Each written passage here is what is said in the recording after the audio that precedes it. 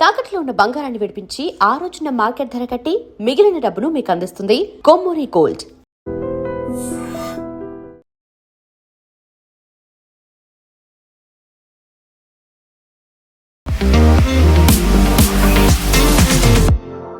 నమస్తే, నేను Kavitha. Welcome to I dream news and నిజాలు. ఈ సంవత్సరం వెస్ట్ బెంగాల్లో ఎన్నికలు జరగబోతున్నాయి. ఈ నేపథ్యంలోనే స్పెషల్ ఇంటెన్సివ్ రివిజన్ అనేది ప్రారంభమైంది. దానికి సంబంధించి బోల్డ్ అన్ని ఆరోపణలు, విమర్శలు వినిపిస్తున్నటువంటి తరుణంలోనే రాజకీయ వ్యూహకర్త Prashant Kishor office, IPAC director Prateek Sinha కార్యాలయాలు, ఇళ్ల మీద కూడా ఈడీ సోదాలు చేసింది. ఇక్కడే ఈడీ కీలకమైనటువంటి సమాచారాన్ని సేకరించే పనిలో ఉన్నప్పుడే మమతా బెనర్జీ వచ్చారు, అక్కడున్నటువంటి పలు డాక్యుమెంట్లను తీసుకువెళ్లారు అనేటువంటి ఆరోపణలు కూడా వినిపిస్తున్నాయి. సో ఒకరి మీద ఒకరు ఆరోపణలు చేసుకుంటున్నారు. బట్ ఈడీ ఎందుకని ఐపాక్ కార్యాలయం మీద దాడి చేసింది? ఏం ఆధారాలున్నాయి? ఆరోపణలు ఎలా ఉన్నాయి? మనతో పాటుగా ఉన్నారు సీనియర్ జర్నలిస్ట్ సురేష్ కొచ్చతిల్ గారు. సార్ నమస్తే. సో మనం వెస్ట్ బెంగాల్ గురించి మాట్లాడుకున్నప్పుడల్లా మనం స్పెషల్ ఇంటెన్సివ్ రీజన్, అక్కడ ఉన్నటువంటి ఇన్ఫిల్ట్రేటర్స్ గురించి మాట్లాడుకునే వాళ్ళం. బట్ సరికొత్తగా ఇంకొక న్యూస్, ఈడీ ఎంటర్ అయింది, అక్కడ ఉన్నటువంటి స్ట్రాటజిస్ట్ ఐపాక్ ఆఫీసుల మీద దాడి చేసిందని. ఎందుకు దాడి చేయాల్సి వచ్చింది? ఇది యాక్చువల్లీ 2020లో ఒక కేసు రిజిస్టర్ అయింది. ఇది ఒక coal smuggling case. West Bengal, Bihar, జార్ఖండ్లో కోల్ స్మగ్లింగ్ అనేది చాలా నార్మల్. ఆ స్మగ్లింగ్ ఎట్లయితుందంటే, ఇప్పుడు వెస్ట్ బెంగాల్ తీసుకుందాం, లేకుంటే జార్ఖండ్ తీసుకుందాం, ఈస్టర్న్ కోల్ ఫీల్డ్స్ అక్కడ నంబర్ 1 కంపెనీ. మన దగ్గర సింగరేణి ఉన్నట్లు. ఇప్పుడు ఆలోచించండి, సింగరేణిలో రాత్రిపూట ఎవరు లేరు, లేకుంటే ఉంటే కూడా డబ్బులు ఇచ్చి వీళ్ళు వచ్చి కొంతమంది వచ్చి బొగ్గు తవ్వి ఒక లారీలు వేసుకొని వెళ్ళిపోతారు. అక్కడ చిన్న చిన్న కంపెనీలు ఉంటాయి, వాళ్ళకి అమ్ముతారు. అంటే వాళ్ళకి ఫర్ ఎగ్జాంపుల్ 100 రూపాయలకి ఒక లేకుంటే 1000 రూపాయలకి ఒక క్వాంటిటీ వస్తుంటే వీళ్ళు 500 ఆఫర్ చేస్తారు. వీళ్ళు ఎట్లా స్మగిల్ చేసి తీసుకొచ్చారు, డబ్బులు ఏం కట్టలేదు ఎక్కువ. సో ఆ డబ్బులు అట్లేదు. దాంతో ఏమవుతుందంటే వీళ్ళకు ఈస్టర్న్ కోల్ ఫీల్డ్స్ కానీ మిగతా కంపెనీస్కి, అది కోల్ ఇండియా కూడా వాళ్ళకి లాస్లో వెళ్ళిపోతారు. సో స్మగ్లింగ్ అనేది పెద్ద బిజినెస్. బీహార్లో ఒక టైంలో it was like a big mafia. Parallel government ఉండే. గవర్నమెంట్కి వచ్చే ఆదాయం కన్నా 30% వీళ్ళకి వస్తుంది ఆదాయం. అంత బిజినెస్ ఉండే అనమాట. 2020లో ఒక కేసు రిజిస్టర్ అయింది. ఇట్లానే ఒక జెంటిల్మెన్ మీద, మంచి అని చెప్పి ఆయనకి ఒక కేసు వేశారు. ఆయన మీద ఆల్మోస్ట్ 240 కోట్లు ఈ కోల్ తవ్వి తీసుకెళ్లారని చెప్పి కేసు ఉండే. కానీ ఆ డబ్బులు ఎక్కడ పోయిందని ఎవరికి తెలియదు. So it went via hawala route, Dubai ఎక్కడికి వెళ్ళి మళ్ళీ తిరిగి వచ్చింది ఆ డబ్బులు. అప్పుడు ఈడీ కేసు రిజిస్టర్ చేశారు. ఎందుకంటే ED gets involved only if there is a inter country involvement. Enforcement directorate అంటారు దాన్ని వాళ్ళు. సో ఈ కేసులో ఏమైందంటే, దీంట్లో ఎందుకంటే ఈ ఐపాక్ అనే ఆర్గనైజేషన్ ఇప్పుడు Prashant Kishor is not there in IPAC actually, technically లేరు. ఎందుకంటే ఈ started a political party. So it was only Sinha who's running it technically. 2019లో మమతా బెనర్జీ ఎలక్షన్ వాళ్ళే హ్యాండిల్ చేశారు. 2024 కూడా వారే హ్యాండిల్ చేసినారంటే, but Mamata Banerjee is denying it. మాకు వాళ్ళతో ఏ సంబంధం లేదని చెప్పిన మనిషి నిన్న వెళ్ళి వాళ్ళ ఫైళ్ళు, హార్డ్ డిస్క్లన్నీ ఎత్తుకొచ్చారు అక్కడి నుంచి. ఎందుకు? ఎనీవే, సో కేసులో ఏమైందంటే, దీంట్లో ఈ డబ్బులు రూట్ చేసింది ఎలక్షన్ కోసం, పేమెంట్ కోసం ప్రతీక్ సిన్హాని ఐపాక్కి పేమెంట్ చేశారని చెప్పి ఈ ఫస్ట్ అక్యూస్ని ఇంటరోగేట్ చేసినప్పుడు ఆయన చెప్పారంట. అది 2-3 సోర్సెస్ నుంచి వచ్చి ఒక చాలా మటుకు ఆ పేమెంట్స్ అన్ని ఇర్రెగ్యులర్ పేమెంట్స్ ఉంటాయి. సో దానికి జరిగిన రేడ్ ఇది 2 ప్లేసెస్లో కలకట్టాలో జరిగింది. ఒకటి వాళ్ళ ఆఫీస్లో, ఒకటి ఆయన ప్రతీక్ రెసిడెన్స్లో. ఈమె వెళ్ళి ఆఫీస్కి వెళ్ళి అక్కడ ఉన్న కొన్ని ఫైల్స్, హార్డ్ డిస్క్ అని ఎత్తుకెళ్ళిపోయింది. మమతా బెనర్జీ వచ్చే ముందు అక్కడున్న కల్కట్టా పోలీస్ కమిషనర్ కూడా వచ్చారంట అక్కడ. Technically that's a violation. ఎందుకంటే ఒకసారి ఒక రేడ్ నడుస్తున్నప్పుడు nobody suppose to enter or leave. అది నేను ఒకసారి ఒక ఇన్కమ్ ట్యాక్స్ రేడ్లో వాడాను. నేను కూడా ఇప్పుడు కాదు, ఒక 20-30 సంవత్సరాల ముందు నేను పనిచేస్తున్న కంపెనీ మీద రేడ్ చేశారు వాళ్ళు. ఆ టైంలో మొబైల్ ఫోన్లు ఏం లేవు, కానీ ల్యాండ్ లైన్ మొత్తం డిస్కనెక్ట్ చేసి పడేశారు వాళ్ళు. అక్కడ ఉన్న ఎంప్లాయీస్ని అందరిని చెక్ చేసి బయట పంపించారు. బయట వాళ్ళని ఎవరు లోపల దానియాలో, only company MD and chairman was there. వాళ్ళని ఇంట్రోగేట్ చేశారు. ఇంట్రోగేట్ చేసి పాప ఎండీకి హార్ట్ అటాక్ కూడా వచ్చేసింది లాస్ట్. అంత ఇంట్రోగేషన్ సస్టైన్గా ఉంటుంది అనమాట. ఈ కేసులో కూడా ఇంట్రోగేషన్ చేయడానికి ప్రతీక్ని పిలిపించారు. ఆయన ఏం చేశారు, మమతా బెనర్జీకి ఫోన్ చేశాడు. ఫోన్ చేసి నన్ను ఇట్లా వేసుకెళ్ళిపోతున్నారు, మళ్ళీ డెఫినెట్గా మీ పేరు చెప్పాల్సి వస్తుంది అక్కడి చెప్పుంటాడు ఆబ్వియస్లీ. సో ఆమె పానిక్ అయ్యి ఆమె వచ్చేసి, ఆలోచించండి, ఒక కాన్స్టిట్యూషనలీ ఎలక్టెడ్ ముఖ్యమంత్రి ఒక రేడ్ నడుస్తున్నప్పుడు అక్కడ వచ్చి డాక్యుమెంట్లు పట్టుకెళ్ళడం ఎందుకు? ఎప్పుడు చేయకూడదు అది. ఎందుకంటే the other party is also constitutional body, enforcement directorate. మీకు ప్రాబ్లం ఉంటుంటే మీరు ఏం చేయాలంటే మీ పార్టీ వాళ్ళని ఎవరైనా పంపిస్తే ఎవరు అబ్జెక్ట్ కూడా చేయరు. అంటే తెలియదు వాళ్ళకి ఎవరో వచ్చారో ఎవరో తీసుకెళ్లారని, వాళ్ళే ఈడీ అనుకుంటారు బహుశా. ఇది ఈమె రావడం ఏంటి, దానికన్నా ముందు పోలీస్ కమిషనర్ రావడం అంటే వీళ్ళ మీద ప్రెషర్ పెట్టడానికి చేసింది. And you cannot take away any evidence as per the act. So మీరు ఎవిడెన్స్ కూడా తీసుకెళ్ళిపోయారు. సో దాని వ్యతిరేకంగా ఇవాళ నిన్న రాత్రినే ఎన్ఫోర్స్మెంట్ డైరెక్టరేట్ కల్కట్టా హైకోర్టులో కేసు వేశారు. దాని వ్యతిరేకంగా వీళ్ళు కూడా కేసేశారు. ఎవరు ఈడీ కేసేశారు, మమతా బెనర్జీ ఇట్లా ఇంటర్ఫియర్ చేసిందని చెప్పి. దాని వ్యతిరేకంగా ప్రతీక్ సిన్హా అండ్ మమతా బెనర్జీ అంటే టీఎంసీ వాళ్ళు కేసు ఫైల్ చేశారు. ఇట్లా ఇల్లీగల్ ఇది అది ఇది అని చెప్పి. ఇవాళ ఢిల్లీలో ఒక ఎంపీస్ డెమాన్స్ట్రేషన్ కూడా చేశారు. డెరిక్ ఒబ్రైన్, మహువా మైత్రా వాళ్ళని ఎత్తుకెళ్లారు పోలీసు వాళ్ళు అమిత్ షా ఇంటి ముందు. సో మమతా బెనర్జీ ఎందుకు భయపడుతుంది? That is the first thing we should ask. ఆమె దగ్గర ఏ ప్రాబ్లం లేదు, నాకు ఐపాక్తో సంబంధం లేదు, 2019లో అయిపోయిందని చెప్పినప్పుడు 2025లో వెళ్ళి ఫైల్ పట్టుకురావడం ఎందుకు? ఆమెని she give away the game immediately. ఆ ఇమ్మెచ్యూరిటీ అక్కడ చూపిస్తుంది మమతా బెనర్జీది. అది ఒక సైకలాజికల్ ప్రాబ్లం యాక్చువల్లీ. ఆమె భయపడుతుంది, భయపడినప్పుడు ఏదేదో చెప్పేస్తుంది. ఇప్పుడు ట్రంప్ లాగానే అది కూడా. Trump will talk something and suddenly Apache 65 హెలికాప్టర్లు అంటాడు, ఇక్కడ 28 ఆర్డర్ చేశారంటే 28 అని. అచ్చచ్చ ఓకే దెన్ ఇది సేమ్ ట్రంప్ది కూడా ఎట్లనే ఉంది యాటిట్యూడ్. కానీ మమతా బెనర్జీ ప్యానిక్ అవుతుంది. దీనికన్నా ముందు కూడా మనం చూసాం స్ట్రీట్ డెమాన్స్ట్రేషన్స్ లీడ్ చేస్తుంటే. ఒక ముఖ్యమంత్రి ఎప్పుడు చేయకూడదు.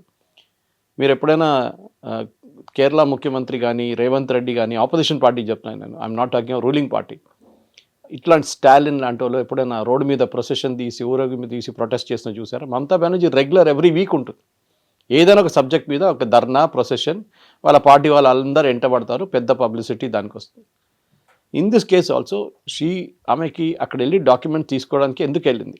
ఆమె ఏమంటుందంటే నా పార్టీ డీటెయిల్స్ అంతా దాంట్లో ఉందంటున్నా. సో పార్టీ డీటెయిల్స్ ఎందుకు భయపడుతున్నారు? ఏం పార్టీ డీటెయిల్స్ ఉంది? పేమెంట్ డీటెయిల్స్ ఉందా? మీ పార్టీలో ఉన్న అసెట్స్ గురించి డీటెయిల్స్ ఉందా? ప్రతీక్ సిన్హా దగ్గర ఎందుకు పెట్టారు మీరు? మీ ఆఫీస్లో పెట్టాలి కదా.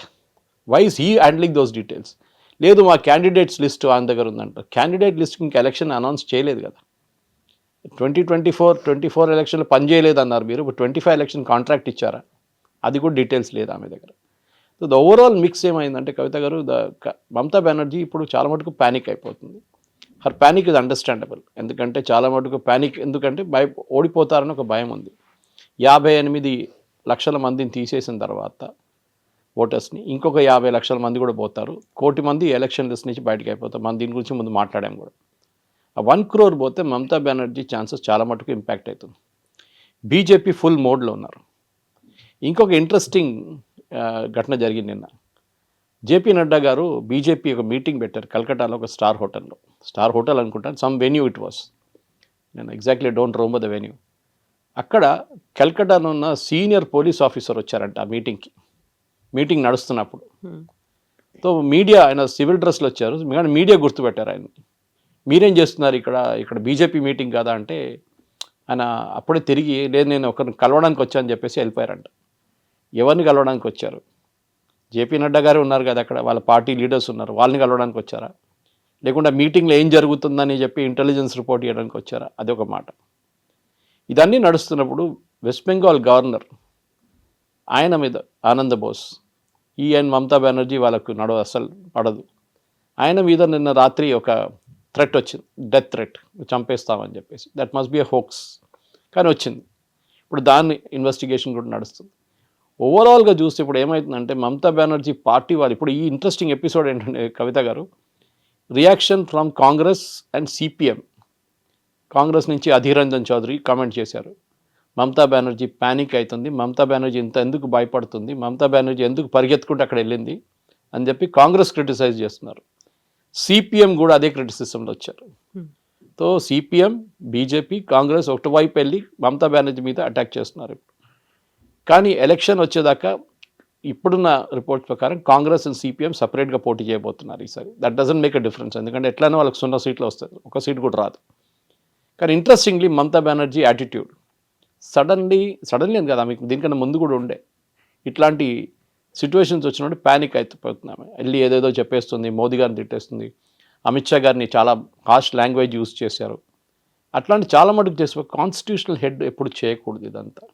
మీరేదో రోడ్డు మీద తిరుగుతున్న ఒక గుండాలాగా బిహేవ్ చేస్తే అది బాగుండదు. ఎవరో ముఖ్యమంత్రి అంటే ఆ డీసెన్సీ మెయింటైన్ చేయాల్సి వస్తుంది. అది ఎవరైనా కానివ్వండి, it might be Devendra Fadnavis or it might be Nitish Kumar or it might be somebody else like Siddaramaiah. మీరు ఆ డీసెన్సీ మెయింటైన్ చేయాల్సి ఉంది. మూమెంట్ మీరు ఆ లక్ష్మణ్ రేఖ క్రాస్ చేస్తారు చూడండి, then you will run into legal issues. అదే ఇప్పుడు జరుగుతుంది మమతా బెనర్జీ. సో ప్రతీక్ జైన్ వైఫ్ కూడా వెళ్ళి కంప్లైంట్ చేసింది ఈడీ మీద. మమతా బెనర్జీ ఏమో ఒక మాట అంటున్నారు, ఎందుకు రాజకీయంగా కక్ష సాధింపుగా ఈడీ ఎందుకని వ్యవహరిస్తోంది, అలా అటాక్స్ చేయడం ఏంటి, ఈడీ రైట్స్ చేయాల్సినటువంటి అవసరం ఏముంది అనే మాట. ED will act on an FIR. మనం ఈడీ లా తెలుసుకుంటే మన నేషనల్ హెరాల్డ్ కేసులో అదే అయింది. వై సడన్లీ సోనియా గాంధీ, రాహుల్ గాంధీ అంతా ఫ్రీ అయిపోయారు, ఫ్రీ కాలేదు వాళ్ళు. ఈడీకి ఒక ఎఫ్ఐఆర్ కావాల్సి వస్తుంది. ఎవరో ఒకరు ఎఫ్ఐఆర్ ఫైల్ చేస్తేనే ED can take up the case. ED on its own ఏం చేయలేరు. వాళ్ళ దగ్గర ఒక లా ఉంది ఈసీఐఆర్ అని చెప్పి, but that is not equivalent to FIR. ఏదో 2-3 సుప్రీంకోర్టు జడ్జ్మెంట్లో ECIR is equal to FIR అని చెప్పారు, కానీ అది లీగలీ టెనబుల్ కాదు. సో ఈ ఎఫ్ఐఆర్ ఎవరు రిజిస్టర్ చేశారు? ఎఫ్ఐఆర్ రిజిస్టర్ చేసింది ఈస్టర్న్ కోల్ ఫీల్డ్స్ వాళ్ళు. మా దగ్గర నుంచి బొగ్గు దొంగతనం అవుతుంది, వీళ్ళు ఉన్నారు అని చెప్పి. సో రేడ్ చేశారు పోలీసు వాళ్ళు, పట్టుకున్నారు వీళ్ళని. పట్టుకున్న వాళ్ళు పోలీస్ స్టేషన్ తీసుకెళ్ళి కొడితే వాళ్ళు చెప్పుంటారు, మేము వీళ్ళకి డబ్బులు ఇచ్చామని చెప్పి. ఎలక్షన్ ఫండింగ్ కోసం ఈ డబ్బులు వాడుకుంటున్నాము. ఎలక్షన్ ఫండింగ్లో డైరెక్ట్ పార్టీకి డబ్బులు ఇవ్వకుండా పార్టీ అపాయింట్ చేసిన ఏజెంట్ ఎవరున్నారో ఐపాక్ ఇన్ దిస్ కేస్, వాళ్ళకి డబ్బులు ఇస్తున్నాం. That is the statement that has been given అన్నమాట. ఆ స్టేట్మెంట్ మీదనే ఈడీ యాక్ట్ చేశారు. ED on their own cannot go and act. So Mamata Banerjee చెప్తున్న ఆరోపణలు రాష్ట్రీయం కక్ష 2020 కేసు ఇది, అప్పటి నుంచి నడుస్తుంది కేసు. అప్పుడే చెప్పాలి ఉండే కదా. ఇప్పుడు ఎందుకు జరిగిందంటే ఈ ఐపాక్ మూవ్మెంట్ డబ్బులు తెలిసిన దాంట్లో ఐపాక్లోనే ఎవరో బయటకు వచ్చి చెప్పారు, ఈ డబ్బులు ప్రతీక్ సిన్హాకు వచ్చింది, బీహార్ ఎలక్షన్లు కూడా వాడుకున్నారంట. సో ఇదే ఆరోపణ ఒకసారి డబ్బుల గురించి కెప్టెన్ అమరీందర్ సింగ్ చేశారు. ఆయనకి ఐపాక్కి ఒకసారి పెద్ద కొట్లాట జరిగింది. దాంతో after that they didn't work together. కాంగ్రెస్లో ఉన్నారు అప్పుడు అమరీందర్ సింగ్ గారు, ముఖ్యమంత్రి ఉన్నప్పుడు. ఈ sir I don't want to do anything these fellows, వీళ్ళ కరప్ట్ ఫెలోస్ అన్నారు. I worked with Prashant Kishor. నేను డిస్క్లైమర్ పెట్టేస్తాను ముందే. 2014 లోక్సభ ఎలక్షన్లో వారణాసిలో ఆయన టీం ఒకటి ఉండే అక్కడ మోదీ గారి కోసం. అప్పుడు నేను అక్కడ వెళ్ళాను, but I didn't directly work with. ఇక్కడ 2-3 ప్రోగ్రామ్ చేసి ఇచ్చాను. ఇది మన హోలోగ్రామ్ టెలికాస్ట్ ఉంటే భోంగీర్లో ఒకటి చేశాను, ఇప్పుడు మా ఇంటి దగ్గర ఒకటి చేయించాను అల్వాలో, మోదీ వచ్చి నిలబడి మాట్లాడారు. That I got it done. Next one అక్కడ కేశవ్ మెమోరియల్ కాలేజ్లో చేయించాను. అట్లాంటి చాలా పని, చాయ్ పై చర్చ చాలా చేయించాను. కానీ these were all a part of the campaign. Direct dealing వాళ్ళతో లేదన్నమాట. కానీ సేమ్ టైం ప్రశాంత్ కిషోర్ ఆ టైంలో చాలా ప్రొఫెషనల్ మనిషి ఉండే. ఇప్పుడు కూడా బహుశా ప్రొఫెషనల్గా ఉన్నారు, కానీ పొలిటికల్ ఏం వచ్చేసింది ఆయనకి. మోదీ గారు నాకు ఇప్పుడు కూడా గుర్తు, నేను గాంధీనగర్ వెళ్ళినప్పుడు 2013 మోదీ గారు ఆఫీస్కి వెళ్ళినప్పుడు హీ వాజ్ దేర్ ఆ టైంలో. సో ఆ టైంలో మోదీ గారిని కలిసినప్పుడు, నేను కలిసినప్పుడు హీ వాజ్ ఆల్సో సిట్టింగ్ పక్కనే ఒక క్యాబిన్లో ఆయన కూర్చున్నారు. అప్పటి నుంచే క్యాంపెయిన్ ప్లాన్ చేస్తున్నారు. అంటే ఆయన ముఖ్యమంత్రి అప్పుడు, కానీ మోదీ గారు ఇమేజ్ బిల్డప్ చేయడంలో ఆఫ్టర్ 2002 ఆ ఇమేజ్ ఇంప్రూవ్ చేయడంలో చాలా మటుకు ప్రశాంత్ కిషోర్ పనిచేశారు. ఆయన దగ్గర పనిచేసే వాళ్ళ టీం డాయిష్ బ్యాంక్ నుంచి, సిటీ బ్యాంక్ నుంచి, Pepsi, coke, you name it, అంత పెద్ద పెద్ద కంపెనీ, అడ్వర్టైజింగ్ కంపెనీ, అక్కడి నుంచి ఫారిన్ కంట్రీస్ నుంచి వచ్చిన ఇండియన్స్ వచ్చి పనిచేశారు ఇక్కడ. నచ్చి వాళ్ళకి జీతాలు ఇవ్వాల్సి వస్తుంది. అట్ ద సేమ్ టైం బహుశా ప్రశాంత్ కిషోర్ చెప్పారంట, వాళ్ళ సేమ్ ఓన్ కొలీగ్స్ చెప్పారు నాకు, that I cannot pay you the same salary, మీకు యూఎస్లో వచ్చే అదే శాలరీ నేను పే చేయలేను, బట్ మీకు ఒక బతకడానికి, మీ పిల్లల ఫీజు కట్టడానికి, మీకు మంచి ఇల్లు ఉండడానికి, మీ వైఫ్ వచ్చారు అక్కడి నుంచి యూఎస్ నుంచి, మీకు ఒక క్వాలిటీ ఆఫ్ లైఫ్ కోసం I will pay you some money అని చెప్పి ఆ ఫండ్స్ తీసుకొచ్చారు. అప్పుడు కూడా పెద్ద కాంట్రవర్సీ ఉండే, ఈ ఫండ్స్ ఎక్కడి నుంచి వచ్చిందని చెప్పి. అప్పుడు ఉన్న మీడియాలో కూడా ఈ క్వశ్చన్స్ వచ్చింది, ఇది ఎవరి దగ్గర నుంచి డబ్బులు వచ్చినాయి ప్రశాంత్ కిషోర్కి. అప్పుడు it was called citizens for accountable governance, not to confuse with CAG. మన సిఏజీ కాదు అది, గవర్నమెంట్ సిఏజీ కాదు, but this is also called CAG. దాని తర్వాతనే ఆఫ్టర్ మోదీ గారితో స్ప్లిట్ అయిన తర్వాత, ఎందుకంటే ఎలక్షన్ అయిన తర్వాత మోదీ గారు కలిసినప్పుడు 2014 ప్రశాంత్ కిషోర్ చాలా పెద్ద స్టేట్మెంట్లన్నీ ఇవ్వడం మొదలుపెట్టారు. నేనే చేయించాను, నేనే, మోదీ గారు నాతోనే కలిసారు, Chai pe Charcha was my idea. Yes, correct, it was his idea, no doubt about it. ఎందుకంటే మణిశంకర్ అయ్యర్ గారు కామెంట్ చేసినప్పుడు ఆ రోజు ఏఐసిసి ఆఫీస్లో వచ్చి, ఏఐసిసి మీటింగ్లో కావాలంటే నువ్వు ఛాయ్ అమ్ముకోవచ్చు మోదీ, ప్రధానమంత్రి ఎప్పుడు కాలేరని చెప్పినావు. That same evening they decided on Chai Pe Charcha. Hologram telecast also same thing, but first day fail అయింది. నాకు ఇప్పుడు కూడా భోంగీర్లో ఇంద్రసేన్ రెడ్డి గారు ఉన్నప్పుడు టెలికాస్ట్ శాటిలైట్ ప్రాబ్లం వచ్చింది ఆల్ ఓవర్ ద కంట్రీ. కానీ హీ వర్క్ రియలీ హార్డ్. కానీ ఈ బికేమ్ గ్రీడీ అయిపోయారు చాలా మటు కవిత గారు. Hmm. ఒకసారి డబ్బులు చూసిన తర్వాత మనిషికి పిచ్చి పట్టేస్తుంది, ఇంకా డబ్బులు అని చెప్పేసి. అండ్ పొలిటికల్ అంబిషన్ కూడా వచ్చేసింది. ఆయన క్యాబినెట్ పోస్ట్ కావాలని చెప్పి ఒక రూమర్ ఉండే ఆ టైంలో, నిజం అనుకుంటాను నేను. క్యాబినెట్ పోస్ట్ కావాలని చెప్తే అమిత్ షా గారు రిజెక్ట్ చేశారంట. కాదు, దిస్ ఇస్ బీజేపీ, మా దగ్గర 30 సంవత్సరాల నుంచి పనిచేసే వాళ్ళు కార్యకర్తలు ఉన్నారు, వాళ్ళకి ఫస్ట్ ప్రిఫరెన్స్ ఉంటుంది, మీరు మొన్న వచ్చారు, you do your work, we will support you, కానీ క్యాబినెట్ పోస్ట్ ఏమి ఇవ్వమని చెప్పారు. దాంతోనే ఆయనకి మోదీ గారికి స్ప్లిట్ అయిపోయి then he started working for other parties. దాంట్లో మనకు తెలిసింది స్టాలిన్ కోసం, డిఎంకే కోసం పనిచేశారు ఇక్కడ. He work from Mamata Banerjee, even Nitish Kumar పనిచేశారంటున్నారు, but I'm not really sure.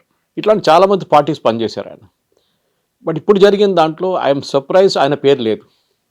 It's only Prateek Sinha's name was coming out. Why? ఇది ఒక maybe there is some information which came from Prashant Kishor himself. నాకు అదే డౌట్ వస్తుంది, ఆయన ఇచ్చిన ఇన్ఫర్మేషన్ అయినా ఇది ఈ డబ్బులు, ఎందుకంటే ఆయనకి పొలిటికల్గా it will be a big blow for him. ఇది ఆయన పేరు కూడా దీంతో చేర్చుకుంటే ఆయన పొలిటికల్ ఈయనకు సినాకి ఏం పోదు, is a guy running IPAC. కానీ దీని వెనక పెద్ద ఒక స్టోరీ ఉంది. ఏదో మమతా బెనర్జీ చెప్తున్నట్లు ఏదో ఏం లేదు, చిన్న ఇష్యూ, లేకుంటే వీళ్ళు పొలిటికల్ చేస్తున్నారు, ఎలక్షన్ వస్తుందని చెప్పి రేట్లు చేపిస్తున్నారు అంటే you should be cool about it. సరే రేట్ చేయండి, మీ మీద రేట్ చేయలేదు కదా. అది నిన్న స్టేట్మెంట్ కూడా ఇష్యూ చేశారు ED. We never raided any political party, ఏ పొలిటికల్ పార్టీ ఆఫీస్కి వెళ్ళలేదు. ఈ కోల్ స్మగ్లింగ్స్ కేసులో డబ్బులు, the way the money has flown from hawala route, it has reached IPAC office అని one of the accused himself has made a statement. దాన్ని బట్టి మేము అక్కడ వెళ్ళి డాక్యుమెంట్స్ చెక్ చేస్తున్నాడు, ఈ మధ్య అదే డాక్యుమెంట్స్ ఎత్తుకపోయింది. సో అది క్వశ్చన్ వస్తుంది ఇప్పుడు, what kind of document should you pick up and go?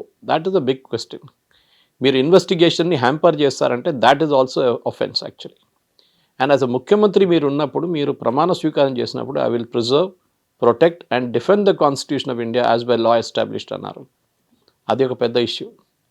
ఇదన్నీ ఓవరాల్ పిక్చర్ చూస్తే definitely Mamata Banerjee is in trouble, దాంట్లో డౌట్ లేదు. కానీ ఇప్పుడు ఆ లీగల్ ప్రాబ్లం ఎంత ఉంటుందో మనం కల్కటా హైకోర్టులో హియరింగ్లో చూడాల్సింది. It has been postponed, I think 1-2 రోజులు పోస్ట్పోన్ చేశారు ఇప్పుడు. కానీ డెఫినెట్లీ ఈడీ దగ్గర ఈ డాక్యుమెంట్ కాకపోతే ఇంకో డాక్యుమెంట్ కూడా దొరుకుతుంది వాళ్ళకి. And this guy Sinha will have to make a statement. వాళ్ళ వైఫ్ ఈ దేని మీద కంప్లైంట్ ఫైల్ చేశారో అని నాకు తెలియదు, బట్ యూజువల్లీ ఏం చేస్తారంటే హెరాస్ చేశారు అది ఇది అని చెప్పి ఈడీ హెరాస్ చేసింది, అక్కడ ఉన్న ఫైల్స్ ని ఈడీ ఎత్తుకెళ్ళింది అనేది తన వాళ్ళ జాబ్. అది ఆమెని ఫిజికలీ హెరాస్ చేయలేదు కదా.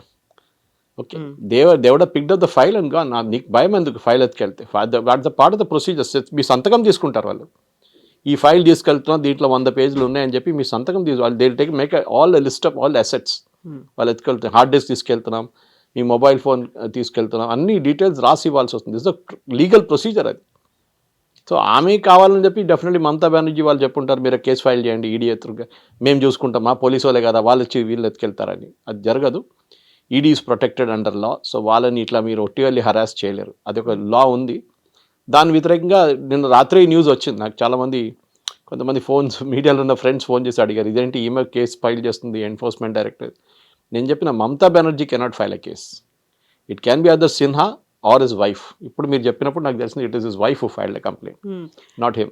బట్ మమతా బెనర్జీకి ఐపాక్ మీద ఎందుకంత నమ్మకం, అంత డిపెండ్ అయ్యేటువంటి పరిస్థితి ఏంటి అసలు? యాక్చువల్గా ఎవరైతే ఎస్టాబ్లిష్ చేశారో ప్రశాంత్ కిషోరే వెళ్ళిపోయారు, ఇన్ని పార్టీలకు వర్క్ చేశారు, బట్ జనసురాజ్ పార్టీ బీహార్లో ఘోరంగా ఓడిపోయింది, అసలు హీ కుడ్ నాట్ పర్ఫామ్.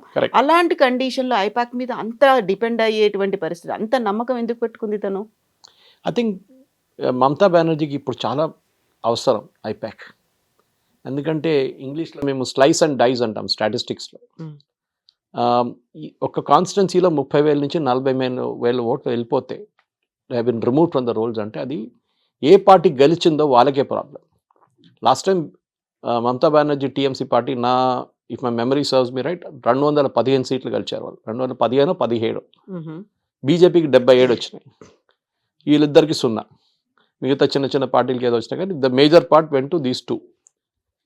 ఇప్పుడు 50,000, 30,000 నుంచి 50,000 ఓట్లు ఎస్పెషల్లీ కల్కటా చుట్టుపక్కల ఉన్న ఏరియాస్ నుంచి వెళ్ళిన ఓట్లు మనకి ఇప్పుడు కనిపిస్తుంది. ఇంకా ఈ నెక్స్ట్ లెవెల్లో దాంతో హియరింగ్ తర్వాత ఇంకొక 50 లక్షల మంది తీసేస్తే దెన్ ఈ 75-7 ఉన్న సీట్లు బీజేపీది పెరిగి మినిమం 120కి వస్తుంది. అక్కడ ఉన్న 2015 తగ్గి 140కి వస్తుంది, లేకుంటే 130కి వస్తుంది. So it will B touch and go. ఇక్కడ మమతా బెనర్జీకి ఐపాక్ పనికి వస్తుంది. ఐపాక్ వాళ్ళ వర్కింగ్ కల్చర్ చాలా బాగుంది. దాంట్లో it does not dispute on that. Congress వైపు ఇప్పుడు సునీల్ కనుగోలు అని ఉన్నారు. He's strategist. ఇప్పుడు కేరళకి వెళ్ళి మేము 100 సీట్లు గెలవబోతున్నా అని చెప్పి ప్రెడిక్ట్ చేశారంట. దీనికన్నా ముందు బీహార్లో కూడా ప్రెడిక్ట్ చేశారు, మాకు 2/3 మెజారిటీ వస్తుందన్నారు. తేజస్వితోనే రాలేదు అక్కడ. హర్యానా గెలిచేసామని చెప్పారు, అక్కడ ఓడిపోయారు. So Sunil Kanugolu is trying to replicate Prashant Kishor, కానీ he's not succeeding in that. ఆయనకు ఒకటే అడ్వాంటేజ్ ఏంటంటే is very close to Rahul Gandhi. So ఎవరు ఆయన ఏమన్నారు, ఆయన ఎంత 200 సీట్లు గెలుస్తా అంటే కూడా ఎస్ అని చెప్తారు అక్కడ.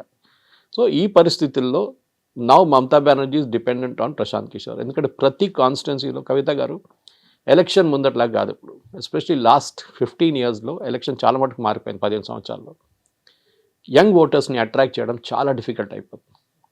వాళ్ళు టీవీ చూడరు, పేపర్ చదవరు, మీరు ఏ మీడియంకి వెళ్ళినా కానీ సోషల్ మీడియాలో బహుశా కొంచెం ఉంటారు, ఇన్స్టాగ్రామ్లో ఉంటారు వాళ్ళు.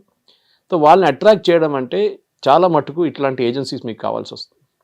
వాళ్ళు టిపికల్ అడ్వర్టైజింగ్ లాగా క్యాంపెయిన్స్ డెవలప్ చేస్తారు.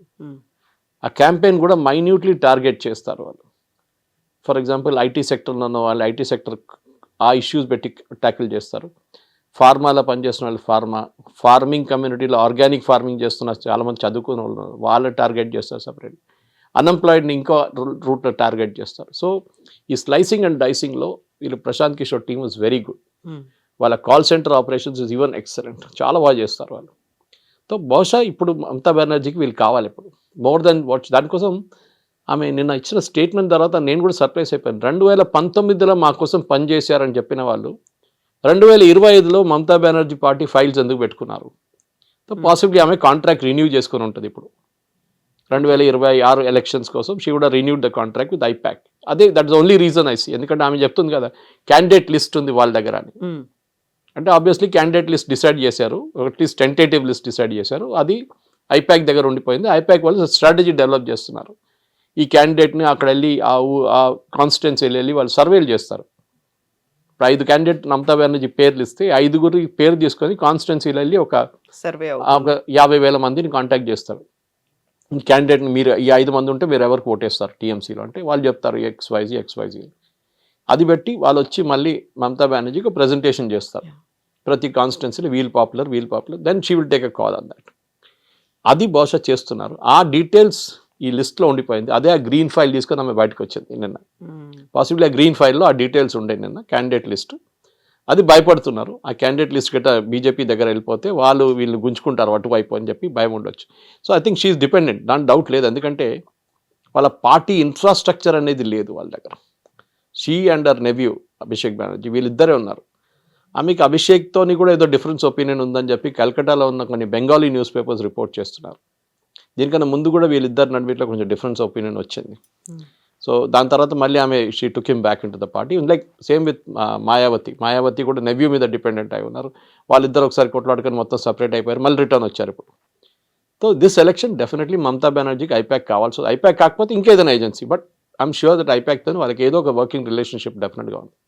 సో బీజేపీ మమతా బెనర్జీ పానిక్ అవుతుంది అంటే ఒక మీనింగ్ అనేది ఉంది. బట్ కాంగ్రెస్ అండ్ సిపిఐ కూడా అదే మాట ఎందుకు అంటున్నాయి?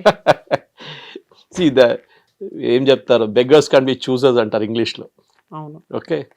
వాళ్ళు ఏం చేసుకుంటారు పాపం, వాళ్ళకి 0 సీట్స్. వాళ్ళ క్రెడిబిలిటీ రావాలంటే బీజేపీని అటాక్ చేస్తే వాళ్ళకి 10 సీట్లు కూడా రావు. ఎందుకంటే బీజేపీ హిందూస్ ఓటు మీద బతుకుతారు వాళ్ళు మోస్ట్లీ. కానీ వీళ్ళ ఓటు ఎవరు, మమతా బెనర్జీ ముస్లిం ఓట్స్, అది కూడా బంగ్లాదేశీ ముస్లిమ్స్ చాలా మట ఆరోపణ ఉంటుంది ఇప్పుడు. కాంగ్రెస్ కూడా అంతే. So the target is same for all this 3 people. రేపు ఓవైసీ వస్తే ఆయన 4వ మంచి అయిపోతాడు దీంట్లో బార్గెన్లో. సో ఈ 4 టార్గెట్ చేయాల్సింది ఒకటే ఓటర్. సో ఈమె వాళ్ళ ముందు ఆ ఓటర్ ముందు మమతా బెనర్జీని ఒక షేడీ క్యారెక్టర్గా చూపించి మాకు 2 సీట్లు వస్తే కదా అని చెప్పి గుంజుకుంటున్నారు అంతే. So attacking your enemies my friend అని చెప్పేటట్లు బీజేపీ అయిపోయినారు అన్నమాట ఇటువైపు. అటువైపు వాళ్ళు డెఫినెట్లీ తృణమూల్ని అటాక్ చేస్తారు, బీజేపీని చేయరు వాళ్ళు. ఎందుకంటే వాళ్ళ ఓటింగ్ పాపులేషన్ అక్కడ లేదు వాళ్ళకి.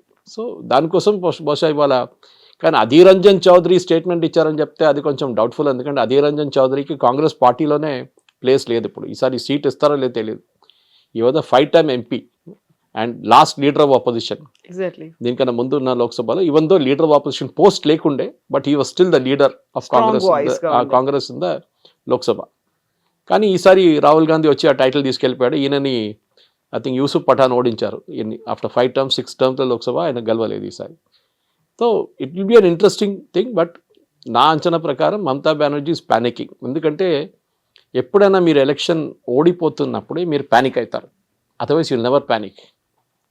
మీరు గెలవడం కాన్ఫిడెంట్ ఉంటే మీరు ప్యానిక్ గారు. ఇప్పుడు ముంబైలో చూడండి, బిర్హన్ ముంబై ఎలక్షన్లో అందరికన్నా ఎక్కువ లొల్లి ఎవరు చేస్తున్నారంటే శివసేన, ఉద్ధవ్ థాకరే అండ్ రాజ్ థాకరే. ఇప్పుడు వాళ్ళు టీం అయిపోయారు.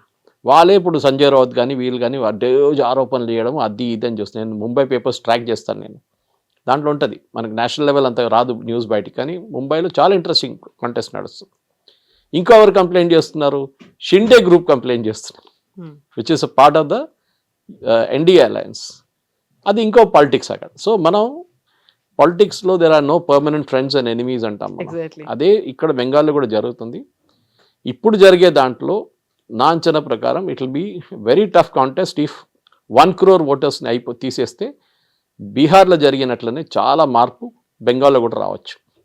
అది మన ఈ రేట్స్తో సంబంధం లేదు, because rates of nothing to do with it. ఈ రేట్స్ మ్యాక్సిమం ఏం చేస్తారంటే ఫండింగ్ ఆపేస్తారు. డబ్బులు ఫ్లో ఉంటుంది చూడండి ఎలక్షన్ freeze ముందు, అయిపోతాయి. మందు కోసము పెట్రోల్ పోపించుకోవడానికి బండ్లు, అది కాకుండా ఈ ఓటర్స్ని తీసుకురావడానికి బండ్లు, అది కాకుండా ఓటర్కి డబ్బులు ఇవ్వడము, ఇదన్నీ డబ్బులు ఉంటుంది చూడండి. ఈ డబ్బులు వాడుకుంటారు దానికి. ఆ డబ్బులు బహుశా దీంతో ఆగిపోయి ఉంటుంది. అది ఉండొచ్చు రీజన్. మమతా బెనర్జీ దానికోసమే అంటుంది కదా, ఎలక్షన్ టైం ముందు చేస్తున్నా అంటే this must be the reason for it. ఇంకే రీజన్ లేదు. Yes sir, thank you so thank much you very sir. Much. Thank you.